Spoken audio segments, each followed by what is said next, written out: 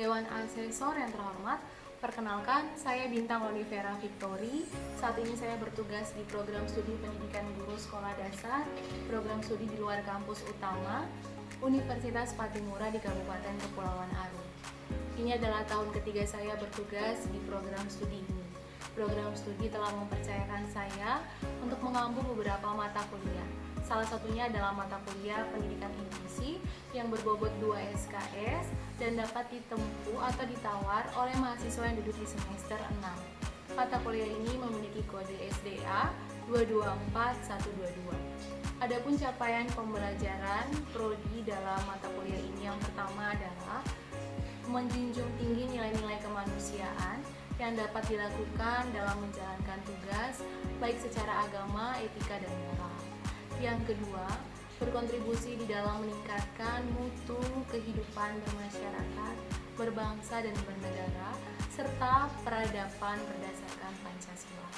Yang ketiga, mengkaji pengembangan atau penerapan ilmu pengetahuan dan teknologi yang menunjukkan nilai humaniora serta keahliannya berdasarkan etika, tata cara, atau aturan ilmiah sehingga menghasilkan ide, gagasan, solusi, ataupun kritik seni.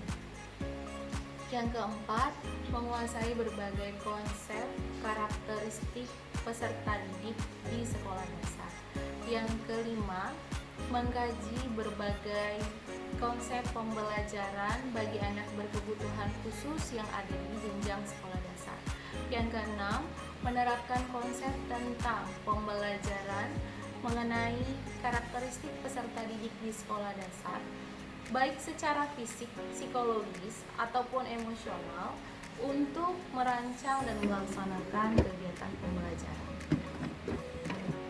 Adapun capaian pembelajaran yang ditetapkan atau dibebankan terhadap mata kuliah yang pertama, menerapkan nilai-nilai kemanusiaan melalui pembelajaran inklusi, baik secara agama, etika, dan moral. Yang kedua, meningkatkan mutu kehidupan peserta didik melalui pembelajaran inklusi sehingga dihasilkan nilai guna berupa peningkatan keahlian dan keterampilan. Yang ketiga, menghasilkan ide, solusi, gagasan, ataupun kritik seni dari kajian ilmu pengetahuan yang telah dilakukan sebelumnya sebagai bentuk pengembangan ilmu pengetahuan dalam praktik pembelajaran pendidikan inklusi. Yang keempat, menerapkan konsep pembelajaran inklusi di sekolah dasar bagi anak berkebutuhan khusus. Yang kelima, menerapkan berbagai pendekatan dan strategi yang efektif dalam pembelajaran bagi anak berkebutuhan khusus di jenjang sekolah dasar. Yang keenam, mengidentifikasi perkembangan fisik, perkembangan psikologi, perkembangan emosional peserta didik guna merancang dan melaksanakan pembelajaran inklusi bagi anak berkebutuhan khusus yang ada di sekolah dasar. Mata kuliah ini bertujuan membekali mahasiswa memiliki pemahaman yang utuh penyelenggaraan pendidikan inklusi pada jenjang sekolah dasar, menguasai secara konseptual, prosedural, dan metakognitif prinsip-prinsip pendidikan inklusi, serta berpartisipasi mengembangkan peran orang tua, guru, dan masyarakat dalam penyelenggaraan pendidikan inklusi. Terdapat 12 bab yang akan dikaji, salah satunya adalah landasan penyelenggaraan pendidikan inklusi, yaitu landasan empiris, filosofi, dan pedagogik. Bobot penilaian meliputi kehadiran 10%, partisipasi secara aktif 15%, kuis 20%, UTS 25%, dan UAS 30%. Selamat siang adik-adik. Bagaimana kabarnya hari ini? Baik, Ibu. Semua sehat? Sehat. Baik. Kita akan mulai kembali pertemuan kita di semester yang baru, di semester pertama kita ya. Sebelum kita memulainya, kita akan terlebih dahulu membuka dalam doa pembuka ketua kelas. Berdoa, Bapa dalam kerajaan surga, Bapa yang baik di. Baik, saya presentasi terlebih dahulu berkenaan materi kami, tolong katakan hadir. Kita hadir Luciani, hadir Mici, hadir Hana, hadir Yohana, Antonia, hadir Alicia, Safia, Dayanti, paparkan secara singkat. Mata kuliah kita pada hari ini, pada siang ini adalah mata kuliah yang berjudul Pendidikan Inklusif. Sudah pernah mendengar sebelumnya seperti apa mata kuliah pendidikan inklusif? Belum? Baik, mari kita kenali seperti apa mata kuliah ini. Mata kuliah pendidikan inklusif ini berbobot 2 SKS. 2 SKS di mana saya sebagai dosen pengampunya dan dipaparkan seperti ini dia bentuk kajiannya mulai dari bab 1 sampai bab 12. Landasan pendidikan inklusif, landasan hukum dan kebijakan pemerintah dalam pendidikan inklusif, latar belakang. Berikut referensi yang dapat digunakan, buku utama dan juga buku pendukung. Referensi ini akan dibagikan kepada saudara dan secara garis besar di dalamnya sudah terdapat bagaimana langkah-langkah pembelajaran yang akan dilakukan selama 16 kali pertemuan sepanjang 1 semester. Nanti akan dibagikan, kita akan masuk ke bab 1. Masih ingat apa tadi bab? Iya, tentang landasan pendidikan inklusif. Ini adalah CPMK dan sub CPMK, capaian pembelajaran mata kuliah dan sub capaian pembelajaran mata kuliah. Kemudian ini dia tujuan pembelajarannya. Melalui kegiatan ini, melalui kegiatan mengkaji teori-teori landasan pendidikan inklusif, diharapkan mahasiswa dapat membedakan landasan empiris, filosofis, pedagogis, dan hukum. Melalui kegiatan membaca pernyataan sama manca, mahasiswa juga melalui studi kasus, mahasiswa mampu menawarkan solusi yang tepat untuk berbagai permasalahan yang terdapat di dalam landasan empiris, filosofis, pedagogis, dan hukum. 4 pokok yang pertama, landasan yang pertama, ini akan kita bahas. Empiris ini artinya berdasarkan pengalaman. Anak berkebutuhan khusus dibedakan tempatnya atau terpisah secara khusus, akhirnya mereka perkembangannya menjadi tidak efektif. Ketika anak-anak berkebutuhan khusus dibuat di dalam satu sekolah yang khusus yang kita kenal dengan sekolah SLB atau sekolah luar biasa, akhirnya mereka tumbuh menjadi anak-anak yang perkembangannya kurang efektif dibanding ketika mereka disekolahkan di sekolah yang umum atau reguler.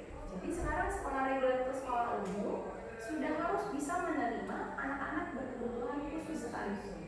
Kalau dulu mereka harus masuk SLB, mereka tidak boleh masuk sekolah reguler karena dianggap nanti akan mengganggu atau membatasi teman yang normal. Sekarang kebalikannya, mereka diarahkan untuk bisa diterima bersekolah bersama-sama di sekolah reguler.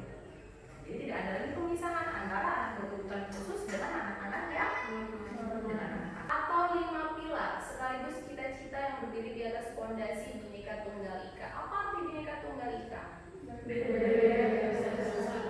Berbeda, tapi tetap satu. Berbeda, artinya mereka punya keunikannya masing-masing. Bisa jadi anak-anak yang berkebutuhan khusus memiliki perbedaan, tetapi mereka juga punya hak yang sama untuk belajar di sekolah umum atau sekolah reguler. Tidak ada yang membedakan, mereka punya hak yang sama. Meskipun mungkin secara fisik mereka memiliki kecacatan, ketidakutuhan, baik secara fisik. Kalau tunarungu kan yang mendengar, kalau yang memiliki hambatan dalam melihat,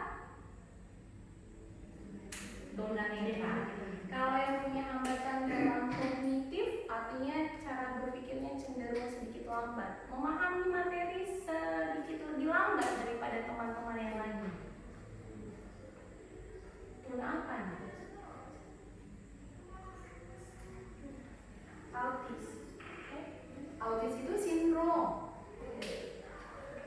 Mungkin bisa jadi menunjukkan atau menampilkan kekurangan. Hambatan dalam bergerak, biasanya mereka butuh kursi roda atau tongkat. Tuna apa ini? Tuna daksa. Kita sudah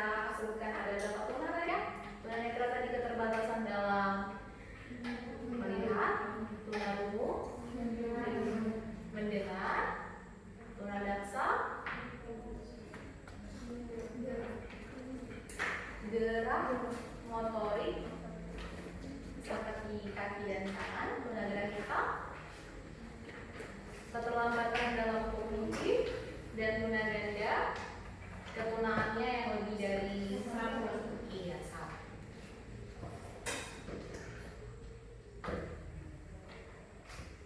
Baik, ini berdasarkan landasan dengan profil apa nih? Profil Pancasila. Iya, ini adalah tujuan dari pendidikan nasional. ABK dapat dibentuk menjadi warga negara yang punya karakter-karakter ini, yang punya profil ini. ABK juga dapat dibentuk untuk bisa jadi warga negara yang punya profil dan karakter ini. Bukan hanya anak-anak normal yang bisa sehat, cakap, mandiri, kreatif, berilmu, tidak. Tapi anak berkebutuhan khusus juga bisa dilatih menjadi manusia yang cakap, sehat, berilmu, dan kreatif. Sekarang landasan hukumnya kita lihat. Ini sudah diatur sejak Undang-Undang Dasar 1945 pasal ketiga menyatakan bahwa setiap warga negara berhak mendapatkan pendidikan. Bukan secara fisik, tapi mereka juga berhak untuk mendapatkan pendidikan. Setiap warga negara wajib mengikuti pendidikan dasar. Bahkan pada nomor 4 tahun 1997 tentang penyandang cacat secara khusus dan lebih spesifik lagi disebutkan bahwa setiap penyandang cacat mempunyai hak dan kesempatan yang sama dalam segala aspek kehidupan dan penghidupan. Baik, landasan hukumnya juga ada landasan hukum secara internasional yang kita sebut dengan Salamanca Statement. Yang pendidikan inklusif itu ada di Salamanca. Salamanca ini di mana? Salamanca ini ada di Spanyol. Ada di Spanyol ya. Ini adalah konferensi utama dan pertama pembentukan kebijakan pendidikan inklusif. Siapa penggagasnya? Penggagasnya adalah Direktur Utama dari UNESCO. Iya, UNESCO. Itu apa UNESCO? United Nations Educational, Scientific, Cultural Organization. Kita singkat dengan UNESCO. Direktur utamanya saat itu adalah Federico Mayor. Pada saat beliau yang menjabat sebagai direktur utamanya, dibuatlah sebuah konferensi untuk menggagas kebijakan pendidikan inklusi secara internasional yang disebut dengan Salamanca Statement atau pernyataan Salamanca, yang artinya adalah dokumen yang dihasilkan dari konferensi dunia tentang pendidikan kebutuhan khusus yang diselenggarakan oleh UNESCO di Salamanca, Spanyol pada tahun 1994. Kita lihat seperti apa bentuknya. Bentuk konferensinya saat itu. Develop how to organize different groups, project groups, level groups. Inclusion in Canada is many stories because each province in Canada runs its own school system. In some parts of the country, inclusion is going very well. There are challenges, but it's going well. In other parts of the country, there's still great reliance on traditional segregated special education programs. And the reason we have Inclusive Education Canada is to try to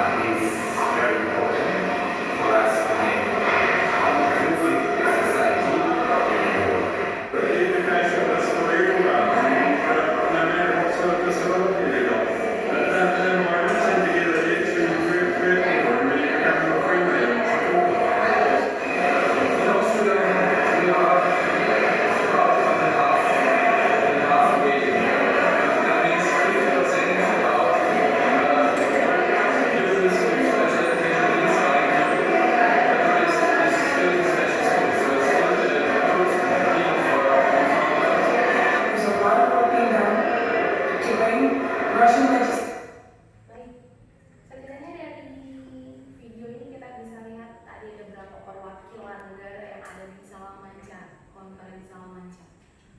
Dari video tadi, ada yang dari Kanada, benar. Siapa lagi? Negara apa lagi yang mendatangi konferensi Salamanca? Austria, Rusia, Jepang. Iya, Jepang. Apa lagi? New Zealand. Iya, New Zealand. Sebenarnya masih banyak lagi, tapi dia dari cuplikan video tadi ada setidaknya 5 negara ini mengikuti konferensi Salamanca. Konferensi pertama dan utama penggagas kebijakan pendidikan inklusif yang dilakukan di Salamanca, Spanyol, tahun 1994. Masih ingat di antara 5 ini mana yang tadi menyatakan bahwa setidaknya pendidikan inklusif sudah dilakukan 50% di negara ini? Negara mana tadi yang menyatakan itu? Perwakilan negara mana? Masih ingat? Iya, Austria. Jadi beberapa perwakilan negara tadi mereka mengungkapkan bahwa sudah sejauh mana penyelenggaraan pendidikan inklusi di negara mereka masing-masing. Jadi konferensi tadi bertujuan untuk mengenal dan memahami bagaimana penerapan penyelenggaraan pendidikan inklusi di negaranya masing-masing. Ini adalah berlangsung dari tanggal 7 sampai 10 Juni 1994 untuk membicarakan apa? Pendidikan untuk semua. Tujuannya adalah membicarakan atau menggagas pendidikan untuk semua. Education for all, artinya pendidikan untuk semua. Termasuk semua di dalam ini adalah anak-anak berkebutuhan khusus tanpa terkecuali. Mari kita lihat seperti apa bentuk isi pernyataan Salamanca. Ada 2 pasal yang dicuplik di dalam pahantaian ini, pasal kedua dan pasal ketiga. Mungkin ada yang mau coba membaca pasal kedua butir pertama. Silakan. Febri, boleh dibaca yang butir pertama. Every child The opportunity to achieve and maintain an stable level of learning. Baik, setiap anak memiliki hak untuk mendapatkan kesempatan meraih penerimaan dalam kegiatan pembelajaran. Acceptable level of learning, mendapatkan penerimaan saat mereka melakukan kegiatan pembelajaran. Oke, butir yang kedua, butir yang mau coba membaca, silakan. Selfie. Every child is unique characteristics, interesting abilities, and learning needs. Baik, every child has unique characteristics, interests, abilities, and learning needs. Setiap anak memiliki karakteristik yang unik, minat atau bakat, dan kebutuhan belajar yang berbeda-beda. Setiap anak punya minat, bakat, dan karakteristik yang berbeda-beda. Ini adalah isi dari pernyataan Salamanca, Bandung pada tanggal 8 sampai 14 Agustus 2004 yang disebut dengan Deklarasi Bandung Indonesia Menuju Pendidikan Inklusif.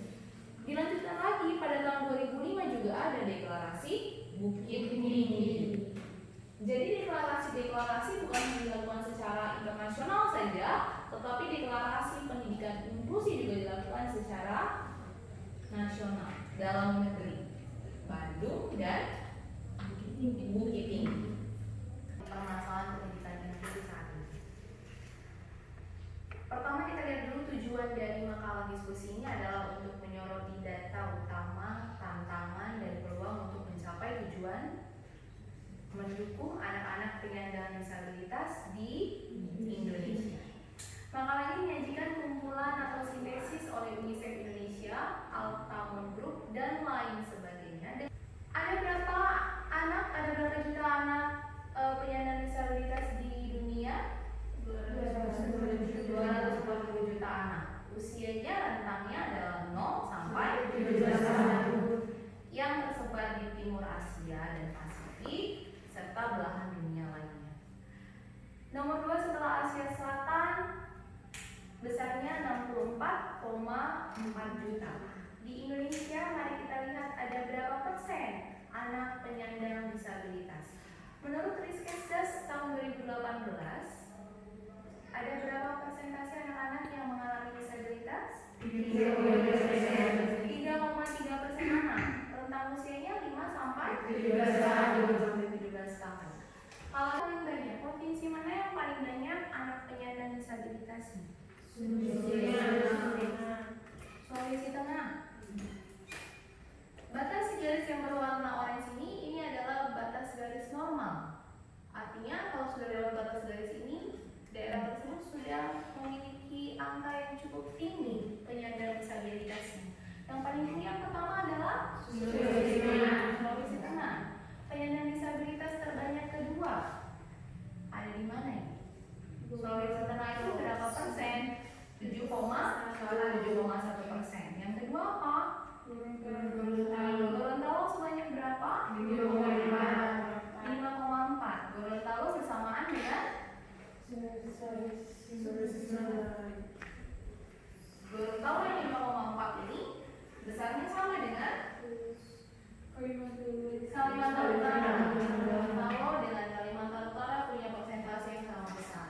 Tapi tetap Sulawesi Tengah yang pertama ya. Mana yang paling rendah? Sulawesi Barat 1,4%. Sama dengan Lampung juga yang besarnya 1,4. Apakah ada lagi selain Lampung yang besarnya sama? Jambi, Lampung, dan Sulawesi Barat. 3 provinsi yang angka penyandang disabilitasnya tergolong rendah. Oke, 4 ya. Silakan. 1, 2, 3, 4, 1,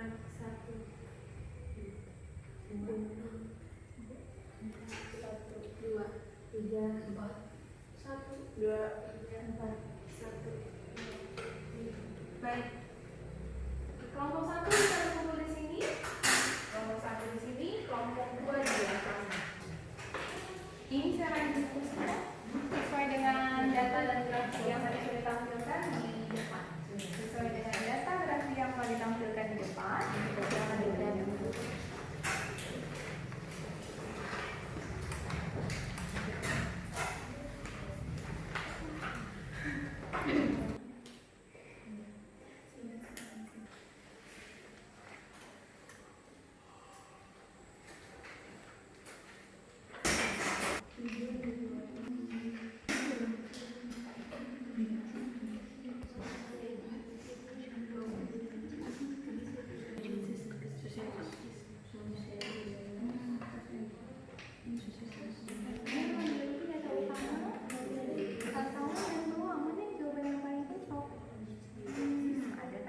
Oke, silakan dipilih. Silakan. Setelah itu lanjut ke nomor 2. Ada berapa jumlah disabilitas di dunia? 24 ribuan. Yang benar kan? Coba perhatikan lagi. Di seluruh dunia diperkirakan terdapat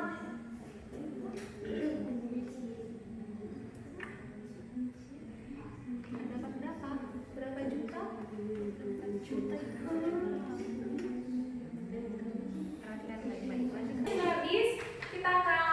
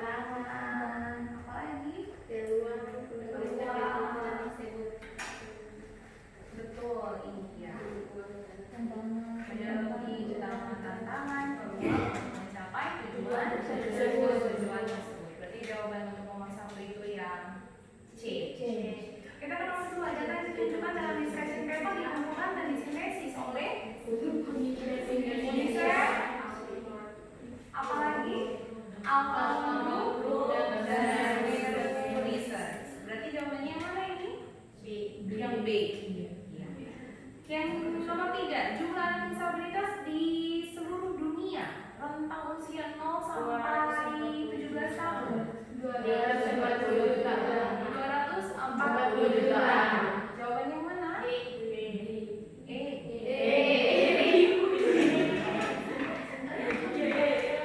Nomor 4. Pernyataan yang benar ditunjukkan oleh pernyataan yang bernomor berapa? 1 dan 3. 1 dan 3. Kesdas 2018, 3,3% anak 5-17 tahun mengalami disabilitas, dan juga survei Susenas 2018-2021 penyandang disabilitas anak usia 2-17 tahun di Indonesia lebih rendah lagi 1,1 dan 0,6%. Benar, nomor 4 jawabannya yang B, 1 dan 3. Kita mau 5 sekarang. Pernyataan yang benar berdasarkan grafik. Ya? D. 3 negara yang jumlah disabilitas yang paling sedikit adalah Asia Tengah. Apalagi sana Asia Tengah? Pasifik dan Amerika. Iya, Asia Tengah, Pasifik dan Amerika Utara adalah 3 negara yang paling rendah jika dibandingkan dengan negara-negara lain. Jadi jawabannya yang D. Jawabannya yang D. Susena salah satu survei yang dilaksanakan oleh Badan Pusat Statistik. Tepat di bawah grafik. Kesimpulan yang didapat yang pertama adalah landasan pendidikan inklusif ada 4. Landasan empiris, filosofis, pedagogi, dan hukum. Landasan mana yang punya anggapan bahwa sebenarnya anak-anak itu punya kedudukan yang sama di mata hukum? Landasan hukum ada di mata hukum. Kalau berdasarkan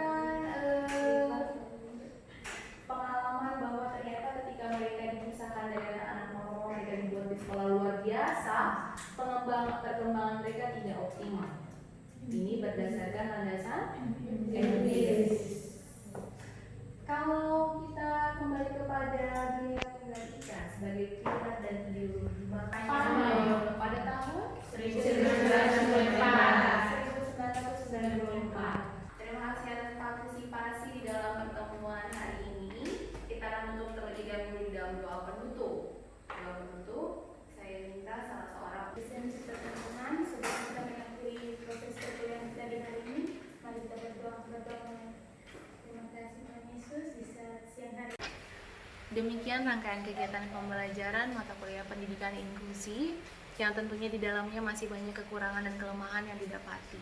Untuk itu, kritik dan saran yang membangun sangat diperlukan agar pembelajaran ke depannya dapat menjadi lebih baik lagi. Atas perhatian yang telah diberikan, saya mengucapkan terima kasih.